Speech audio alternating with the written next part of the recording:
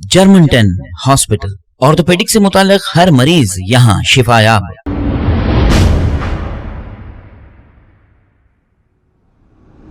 अस्सलाम वालेकुम नाजरीन, आज हमारे स्टूडियो में समाजी कारकुन मुजाहिद मोहिउद्दीन खुदरी साहब एक इशू पर आए हैं। वो इशू ये है कि राजा सिंह जो दिल में आया मुसलमानों के ख़िलाफ़ जहर उगलते रहता है। अभी यूपी में जो इलेक्शन चल रहे हैं, इस ताल्लुक़ से राजा सिंह ने ये कहा कि बीजेपी को वोट नहीं डालने वालों के घरों को तोड़ने के लिए जेसीबी और बुलडोज़र्स निकल गए हैं। ये राजा सिंह का कहना है। अब आप देखिए, ये डेमोक्रेसी है या फिर बादशाहत है? इसमें सीधा सीधा धमकी दे रहा है राजा सिंह। इस पर मुजाहिद मोहिउद्दीन खुदरी जो समाजी कारकुन हैं, इस ताल्लुक़ से आज हम इनसे बात करने के लिए हमारे स्टूडियो में बुलाए हैं। जी अस्सलाम वालेकुम, शुक्रिया हमारे हकीम भाई का और स्पेशली 7 न्यूज़ व्यूवर्स का। ये जैसे मुझे इसके बारे में पता चला, बतारीख 16 फरवरी को मैंने अल्हम्दुलिल्लाह कंप्लेंट दिया था इलेक्शन कमीशन ऑफ इंडिया को थ्रू ईमेल। आजकल के नौजवान बच्चों से मैं गुजारिश करना चाहता हूँ, ये 4G जो आया, आप PUBG, AG, OG बजाय उसमें वक्त ज़ाया करने के अपना ख़लम उठाओ, ख़लम इस्तेमाल करो, यूज़ योर ब्रेन। अल्लाह ताला ने आप लोगों को अक़ल दिया, अल्लाह ताला ने आपको ऐसे वालिदैन दिए जिसमें से आप पढ़े लिखे हैं माशाल्लाह। अल्हम्दुलिल्लाह मैंने ख़लम उठाकर मैंने कंप्लेंट दिया इलेक्शन कमीशन ऑफ इंडिया को। वो आप स्क्रीन पे भी देखेंगे। बतारीख 16 फरवरी रात के 3:15 को against Raja Singh who is violating the election law. उसमें क़ानून भी लिखे हुए बाज़ाब्ता। और उसी तरीके से आज 12:15 की न्यूज़ ये पता चली कि आज 11:30 बजे राजा सिंह को इलेक्शन कमीशन ऑफ इंडिया ने नोटिस दिए 24 घंटे के अंदर आप उसका वजह बताएं कि आप उस तरीके का बयान क्यों दिए। क्योंकि ये डेमोक्रेसी है साहब। यहाँ पर वोट किस चीज़ के लिए मांगते हैं आप? आपके अच्छे काम के लिए मांगते हैं आप। हमने फलां किया, हमने पढ़वाया, हमने लिखवाया, हमने डेवलप किया, यहाँ और डेवलप करेंगे, फलां कॉलेजेस बनाएंगे, स्कूल्स बनाएंगे, हॉस्पिटल्स बनाएंगे, आवाम के लिए भलाई के काम करेंगे बोलकर वोट मांगते हैं। लेकिन आजकल वोट इस तरीके से नहीं मांगा जा रहा है। हिंदू मुस्लिम की सियासत चल रही है। अब हिजाब का मसला चल रहा है, तो इसका फ़ायदा हर वो पार्टी उठाना चाह रही है। आपने राजा सिंह को तनकीद का निशाना बनाया, बिल्कुल सही कहा, क्योंकि उसने जो कहा बुलडोज़र चला देंगे, जेसीबी चला देंगे, इस ताल्लुक़ से बोलिए। राजा सिंह एक सबसे पहली चीज़, राजा सिंह को तो मैं ज़माने से जानता हूँ, since he was in TDP 96-95 से जानता हूँ, अलियास गुडुम्बा सिंह, ठीक है। वो तो पढ़े लिखे इंसान नहीं है। और एक चीज़ हकीम भाई आप भी जानते होंगे, या पुराने बुज़ुर्ग लोग कहा करते थे, हमारे वालिदैन ले लो, तो इंसान पढ़ा लिखा होना चाहिए, या कम से कम इंसान पढ़े लिखे में उठना बैठना चाहिए। ना वो पढ़ा लिखा है, ना पढ़े लिखे में उठता बैठता है। तो ऐसे कई बीच में कई अच्छे लोग भी हैं, ऐसी बात नहीं है। लेकिन एक राजा सिंह की जो जहनीत है, बुलडोज़र चला देंगे। भाई वोट मांगने वाला कोई भी पॉलिटिशियन हो, I am not targeting any particular political party, जो भी पॉलिटिशियन हो, वोट मांगने वाला अपने अच्छे कामों पे वोट मांगता है। चाहे TRS ले लो, चाहे BJP ले लो, चाहे कांग्रेस ले लो, या कोई भी पॉलिटिकल पार्टी ले लो, आप अपने अच्छे कामों पे अपने जो अच्छे काम लोगों को बता के हमने ये किया है, हमने ये किया है, हमने ये किया है और हम आगे ये करेंगे, वरना हम बुलडोज़र चला देंगे वोट। ये तो वही बात है, अगर वोट नहीं डालोगे तो। हाँ, तो ये इनकी बाप की जागीर है। ये मुल्क इनकी बाप की जागीर नहीं है ना साहब। यह मुल्क क्या राजा सिंह की बाप की जागीर है? ये मुल्क नहीं, जमहूरियत है, जमहूरियत है, डेमोक्रेसी है। जो बाबा साहब अम्बेडकर ने जो कानून लिखा है, हमें उस कानून की इज्जत करना चाहिए, ना कि यहाँ दादागिरी गुंडागर्दी यहाँ बिल्कुल नहीं चलेंगी इंशाअल्लाह ताला। और मैं 100% मुझे कानून पर भरोसा है। और मैंने तो कंप्लेंट में ये भी लिखा है कि राजा सिंह रिजाइन करना चाहिए और राजा सिंह को सजा मिलनी चाहिए। क्योंकि कंप्लेंट दिया इलेक्शन कमीशन ऑफ इंडिया को।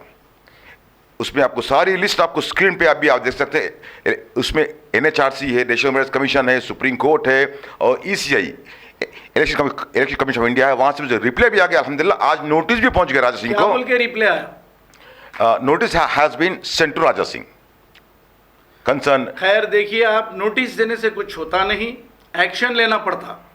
देखिए साहब, कानून अपना काम करती है। इलेक्शन कमीशन ऑफ इंडिया तो नोटिस दे दिए।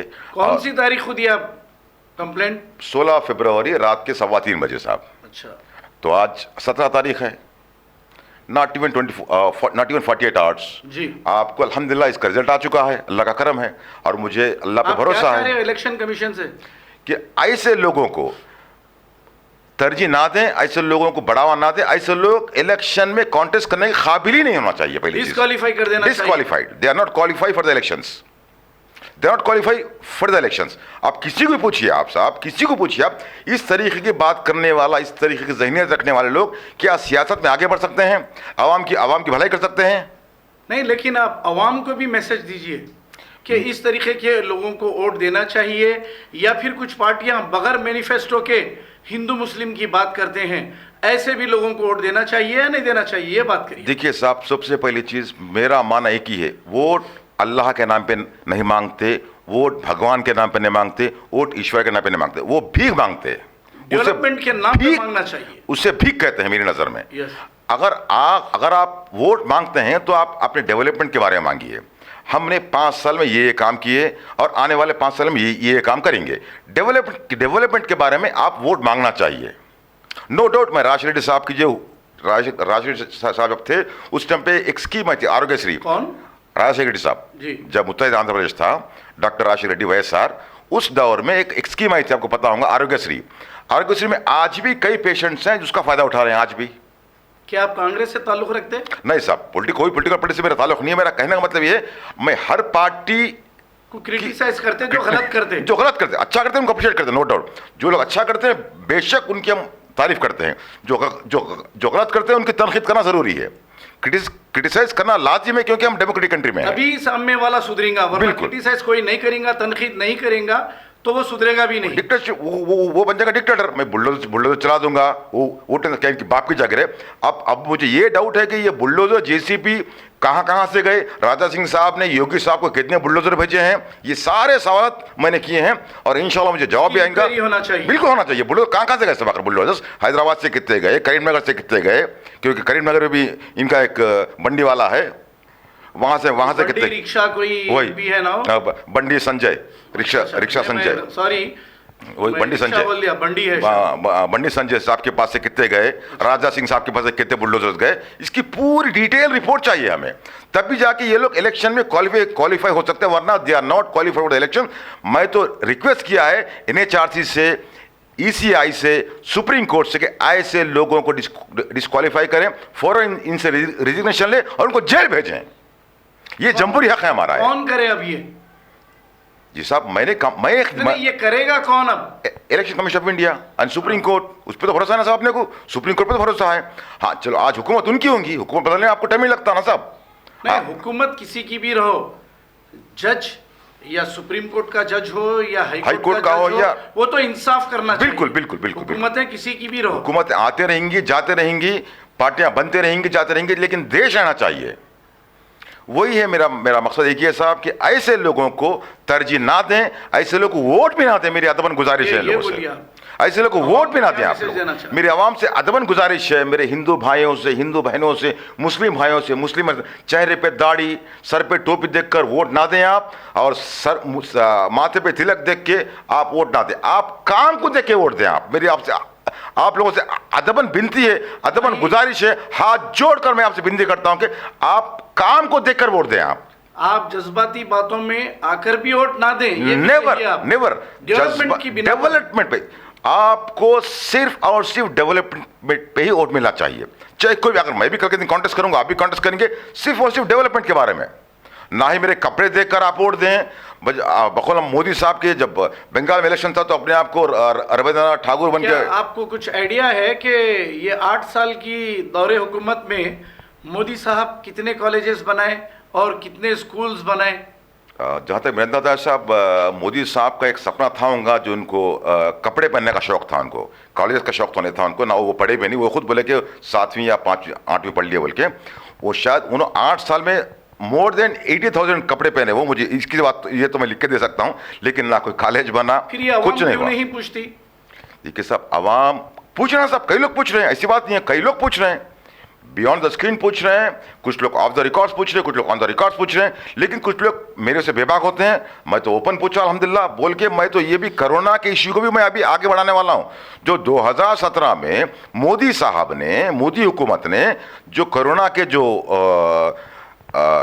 वो आए थे ना टेस्टिंग किट्स, उन्होंने वो 2017 में खरीदे थे मोदी साहब ने, कि जब कोरोना 2019 में आया उसके बारे में मैं इंशाल्लाह कार्रवाई उसके बारे में करने वाला हूं मैं। अब आखिरी में एक ये मैसेज दीजिए आप कि अवाम यूपी में जो इलेक्शन चल रहे हैं, अवाम आखिर क्या करे?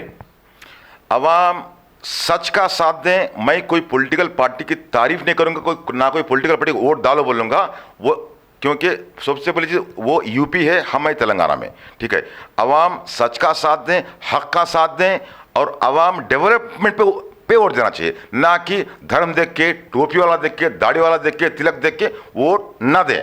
सिर्फ डेवलपमेंट देख के वोट दें आप लोग, क्योंकि यूपी एक बहुत बड़ा स्टेट है पूरे इंडिया में, और वहाँ पे जो हुकूमत बनेगी शायद फ्यूचर में इंडिया लेवल पे कुछ फ़ायदा होगा। मुजाहिद मोहिउद्दीन खुदरी साहब ने आप सबको ये भी सलाह दी कि डेवलपमेंट के बिना पर आप वोट दें, ना ही तिलक देख के दें या ना ही टोपी देख कर दे, क्योंकि जो इंसान डेवलपमेंट करता है तो आपकी आने वाली नस्ल भी इसमें तरक्की करेगी। ये नहीं कि जज्बाती बातों में आकर वोट ना दें। अब राजा सिंह को हम क्या कहें, वो आए दिन कुछ ना कुछ कहते रहते हैं। मुजाहिद मोहिउद्दीन खुदरी साहब का तहे दिल से हम शुक्रिया अदा करते हैं जो आवाम को इन्होंने ये मैसेज दिया, और हम ये उम्मीद रखते हैं कि आप भी इस पर कुछ ना कुछ तो अमल करें। खुदा हाफिज। जर्मनटन हॉस्पिटल, ऑर्थोपेडिक से मुताल्लिक हर मरीज यहाँ शिफायाब। बैनुल-अक़वामी शोहरत याफ्ता और इनाम याफ्ता doctor Mir Jawad Zar Khan, senior orthopaedic surgeon, advance operation theatre, ICU, digital X ray, laboratory, physiotherapy, pharmacy, sharing और प्राइवेट रूम्स, लेडी डॉक्टर्स और डॉक्टर अर्जुमन सुल्ताना गैनकोलॉजिस्ट की खिदमात हासिल। वाजिबी फीस और मुकम्मल सहूलियात से हजारों मुतमईन। एम्बुलेंस से आरास्ता Germanton orthopaedic hospital, pillar number 150, Attapur, Hyderabad. खबर है शहर की, खबर है गाँव की, खबर है सारी दुनिया की। 7H न्यूज पसंद आए तो लाइक कीजिए, शेयर कीजिए और सब्सक्राइब करना ना भूले। 7H news.